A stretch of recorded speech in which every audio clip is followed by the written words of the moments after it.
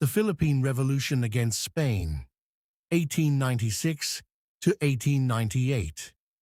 The Struggle for Independence, led by revolutionaries, Chapter 1. The weight of 3 centuries. For more than 300 years, the Philippine Islands lived under the rule of a distant crown. Since Ferdinand Magellan's fateful arrival in 1521, and especially since the formal establishment of Spanish colonial administration under Miguel López de Legazpi in the 1560s, the archipelago had been woven into the vast tapestry of the Spanish Empire, not as a partner, but as a possession. To understand why revolution came in 1896, we must first understand what daily life looked like for the ordinary Filipino under Spanish rule. Colonial society was structured like a pyramid, and at its peak sat a small elite of Spanish-born officials called peninsulares, who held the highest offices in government and church. Below them were the insulares, Spaniards born in the islands, and further down still, the mestizos, those of mixed Filipino, Chinese, and Spanish ancestry, who often became merchants, landowners, and eventually the backbone of an educated middle class. At the base of this pyramid, forming the overwhelming majority, were the Indios, the native Filipino population, from whose labor and land the entire colonial economy was extracted. The mechanisms of control were many, but 2 stand out for their brutality and their long-term consequences.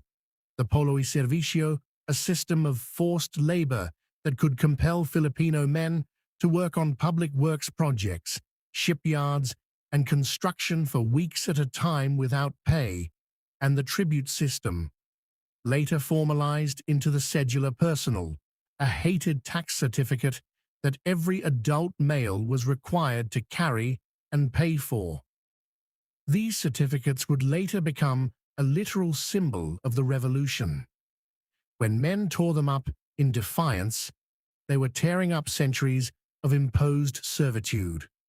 But perhaps no institution shaped Filipino resentment more than the Catholic Church, or more precisely, the powerful religious orders, the Dominicans, Augustinians, Franciscans, and Recollects, who controlled vast tracts of agricultural land known as friar estates. These orders did not merely preach, they governed. Parish priests, mostly Spanish friars, held enormous local power, often serving as inspectors of schools, supervisors of tax collection, and even certifiers of good conduct required for Filipinos to travel or hold office. A friar's word could make or break a Filipino family's fortunes. Over generations, this fusion of religious and political authority created a simmering resentment that would eventually explode.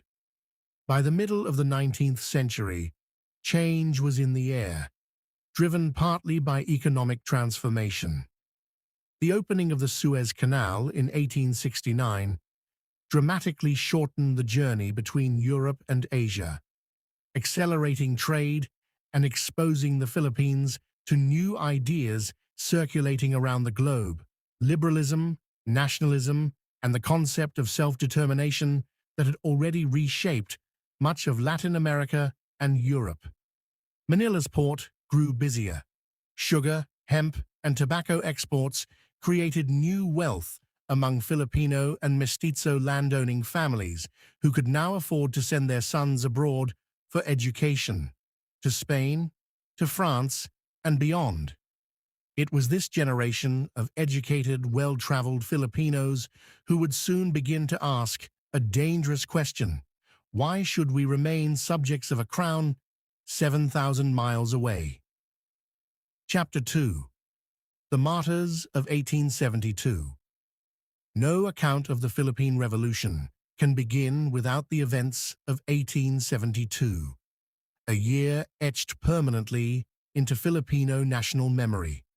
In the naval arsenal of Cavite, a mutiny broke out among Filipino soldiers and arsenal workers, sparked by grievances over pay and working conditions, and possibly linked to broader discontent following the brief liberalization of colonial policy under a reformist Spanish governor-general who had, among other things, exempted Filipino workers at the arsenal from tribute and forced labor, privileges that were revoked when a more conservative administration took power.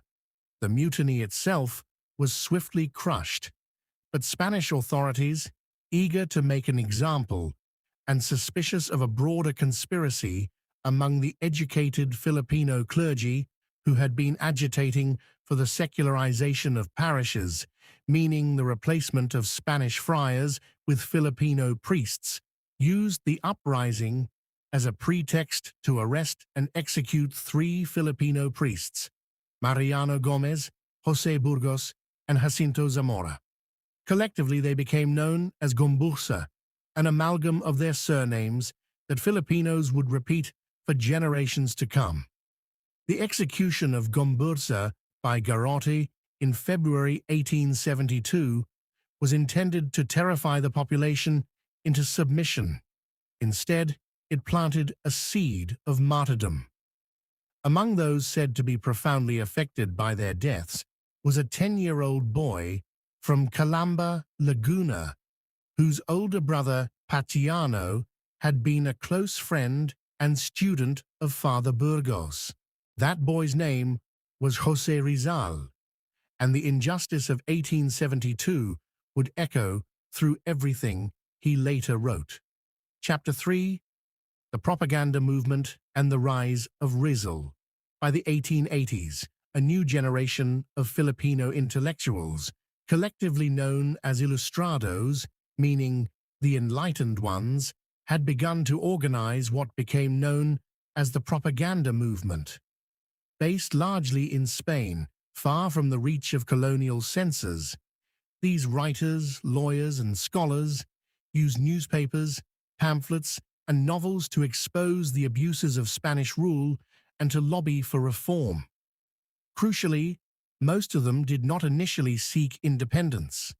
Their demands were, by later revolutionary standards, remarkably moderate: representation for the Philippines in the Spanish Parliament, the Cortes, equal treatment for Filipino and Spanish priests, freedom of the press, and the extension of Spanish citizenship rights to Filipinos, since technically the islands were considered a province of Spain rather than merely a colony. At the heart of this movement stood Jose Rizal, a man of extraordinary talent, a physician, ophthalmologist, novelist, poet, sculptor, and linguist who spoke more than a dozen languages. Rizal's genius lay in his ability to turn literature into a weapon. In 1887, he published Noli Me Tangere, Touch Me Not, a novel that laid bare the corruption of friars, the injustice of the colonial legal system, and the suffering of ordinary Filipinos, all wrapped in a story compelling enough to be read as entertainment, even as it delivered devastating social critique. 4 years later, he published its sequel, El Filibusterismo, a darker and more radical work that hinted, through its tragic ending, at the seeming inevitability of violent upheaval if reform continued to be denied. These novels were banned by Spanish authorities, which of course only made them more sought after. Copies were smuggled into the Philippines and passed hand to hand, often read in secret gatherings at night. Rizal became, almost against his own preference for peaceful reform, the intellectual godfather of Filipino national consciousness. In 1892, Rizal returned to the Philippines and founded La Liga Filipina, an organization aimed at uniting Filipinos, promoting mutual aid, and pursuing reform through legal, non-violent means. It was a short-lived organization.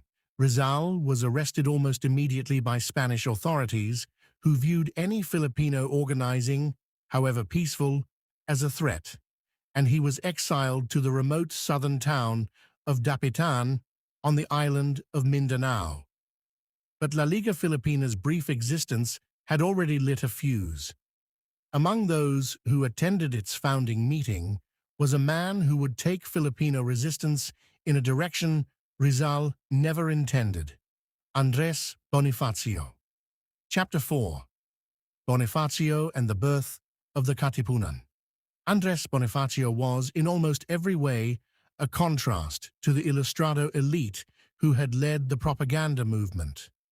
Born in Tondo, Manila, in 1863 to a modest family, he was largely self-educated, having lost both parents in his teenage years and taken on the responsibility of raising his younger siblings while working as a warehouse clerk and later a corporation agent, selling canes and paper fans.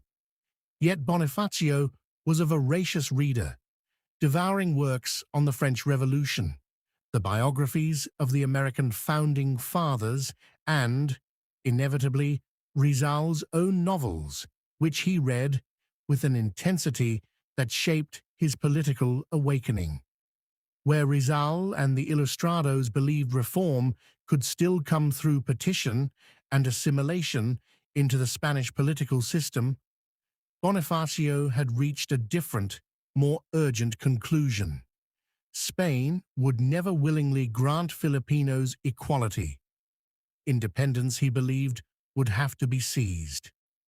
On the night of July 7th, 1892, the very day Rizal was arrested and exiled to Dapitan, Bonifacio and a small group of like-minded men met in a house on Ascaraga Street in Manila and founded a secret society, the Kataas-Taasan, Kagalang-galangang Katipunan ng mga anak ng bayan, commonly abbreviated to the Katipunan, meaning roughly the highest and most respected society of the children of the nation.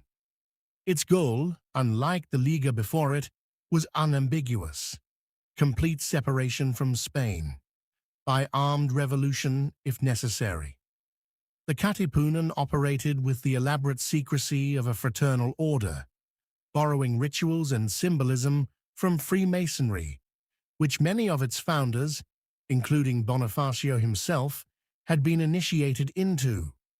Members swore blood oaths, used secret passwords, and were organized into a strict three-tier membership structure. Each tier granted access to deeper secrets and greater responsibility only as trust was earned. The organization's newspaper, Kalayan, meaning liberty, was smuggled into circulation and used to recruit new members and spread revolutionary ideas among workers, farmers, and the urban poor. A broader base than the elite intellectual circles that had driven the propaganda movement. If you enjoyed this journey, don't forget to subscribe, like and share this video, and leave a comment below. Thank you for watching.